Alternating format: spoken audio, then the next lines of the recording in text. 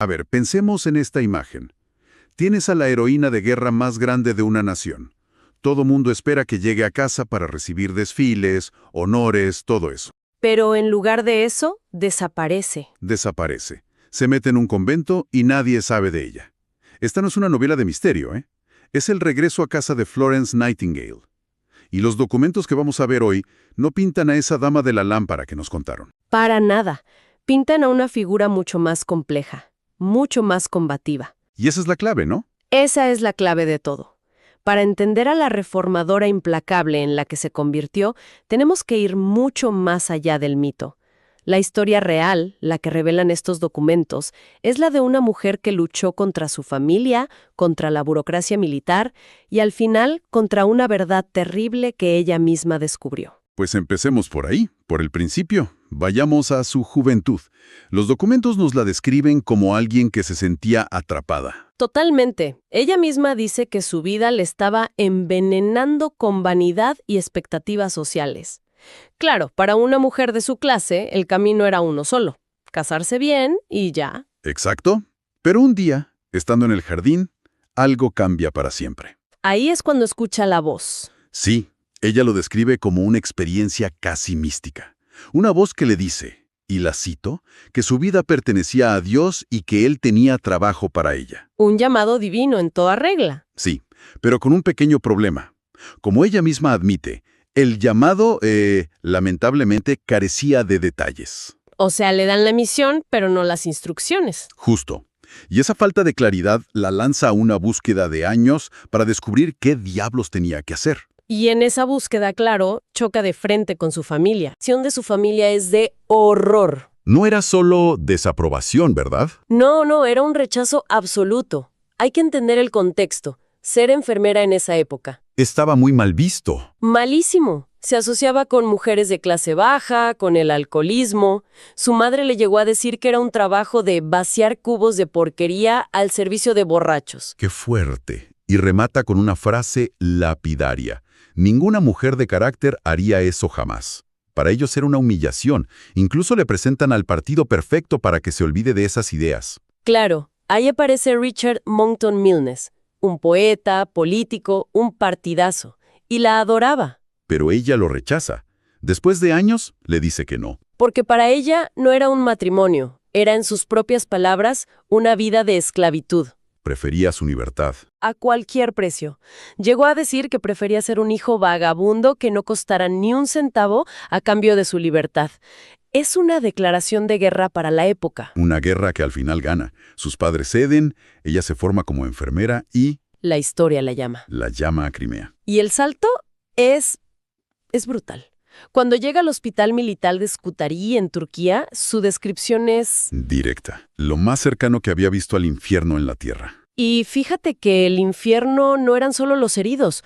La bienvenida que le da el cuerpo médico es igual de hostil. Ahí está el famoso doctor John Hall. Exacto. El oficial médico jefe. La recibe y básicamente la anula desde el primer segundo.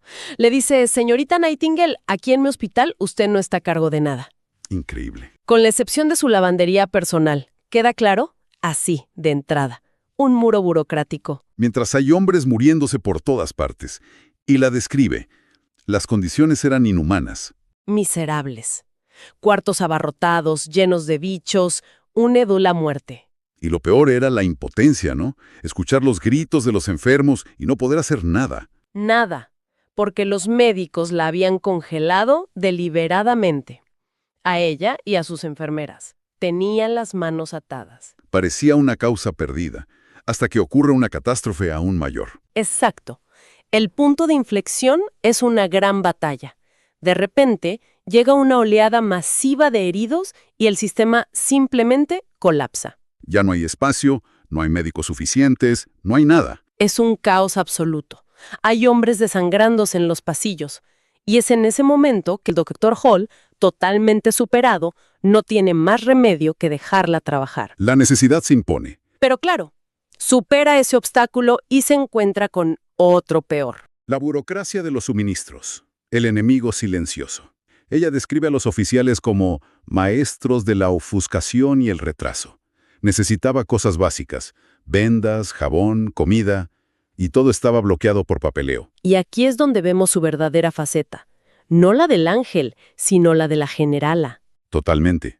Si el ejército no se lo da, lo consigue ella. Usa su propio dinero y fondos que le habían llegado de Londres y se va a los mercados de Estambul a comprar de todo. Hay una carta buenísima que le escribe a su amigo Sidney Herbert. Sí, donde le dice, casi riéndose: en resumen, ahora soy una vendedora general de calcetines, camisas, cuchillos y tenedores. Se convirtió en la intendente del ejército. Por su cuenta. Y mientras ella libra esa batalla logística, en Inglaterra su fama explota. La prensa la convierte en una heroína nacional. Le componen canciones, la llaman la salvadora de los soldados, su reina. Y por supuesto, llega el famoso poema de Longfellow.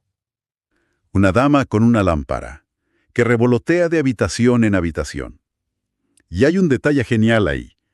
Cuando su familia lee eso, uno de ellos comenta: dudo que nuestra Florence haya revoloteado en su vida. Me encanta eso. Te la imaginas como una topadora, no como un hada. Era una generala, claro que sí. Y esa mentalidad es la que trae de vuelta a Londres, porque para ella la guerra no ha terminado. Apenas empieza. Ahora su campo de batalla es el gobierno. Y su objetivo es una comisión real para investigar todo el desastre. Y sabe que para eso tiene que ir a la cima. A la reina Victoria. Exacto. Su familia le ruega que sea diplomática. Por favor, no hables de gusanos y heridas. Pero ella hace todo lo contrario. Es directa, es brutal. Le dice a la reina que en Crimea se cometieron crímenes, que miles de muertes se podrían haber evitado. Y la reina, que no estaba acostumbrada a eso, queda impresionada. Apoya la idea, pero el poder real lo tiene el primer ministro, Lord Palmerston, un político muy astuto. Y él intenta la jugada clásica para enterrar el asunto. Claro, le dice que sí, por supuesto, pero que será un informe confidencial. Que es la forma elegante de decir: lo meteré en un cajón y nunca más se sabrá. Pero subestima a Florence. Ella detecta la trampa y contraataca. Lo presiona. Y como él le da largas, saca el arma definitiva. El arma nuclear. Le informa muy tranquilamente que si la comisión no se aprueba ya, ella publicará su propio relato de primera mano de Crimea en el periódico The Times. Imagínate el escándalo. La heroína de la nación contando todas las miserias del ejército en el periódico más leído. Hubiera sido una hecatombe política. Palmerston no tiene más opción que ceder. Gana la batalla. La comisión se aprueba. Pero la verdad que se está a punto de descubrir es mucho peor de lo que ella imaginaba. Y aquí es donde la historia da un giro terrible. Para preparar su informe, empieza a trabajar con un estadístico, el Dr. William Farr, y se sumergen en los números fríos, en los datos de mortalidad. Este es el corazón de la historia. Porque al analizar las cifras, empieza a haber un patrón que no tiene sentido. Un patrón espantoso. Las cifras son devastadoras. Toman el peor mes, enero de 1855. A ver. La tasa de mortalidad por enfermedad en su hospital de Ascutari era de 576 por cada 1,000 hombres. Eso era como más de la mitad. Una cifra casi de exterminio. Ahora, compárala con esto. En el frente de batalla, en ese mismo mes, con el frío, el combate, la mortalidad por enfermedad era de solo 17 por cada 1,000. O sea que, espera, la conclusión es... Es un golpe demoledor. Un soldado tenía una probabilidad 25 veces mayor de morir por enfermedades estomacales en su hospital que luchando en las trincheras. El lugar que debía salvarlos los estaba matando. A un ritmo industrial. Y de repente todo encaja de la forma más horrible. Claro. Recuerda que el hospital estaba construido sobre un lago de aguas residuales. El agua que bebían venía de un canal donde luego encontraron un caballo muerto en descomposición. Incluso se acuerda de una anécdota, de las camas de la mala suerte. Exacto. Los soldados decían que quien se acostaba en ciertas camas no despertaba. Ella pensó que era superstición. Y ahora se da cuenta de la verdad. El sistema de alcantarillado. El horror es total. Y su reacción. Eso es lo más increíble de su carácter. No culpa a nadie. A nadie.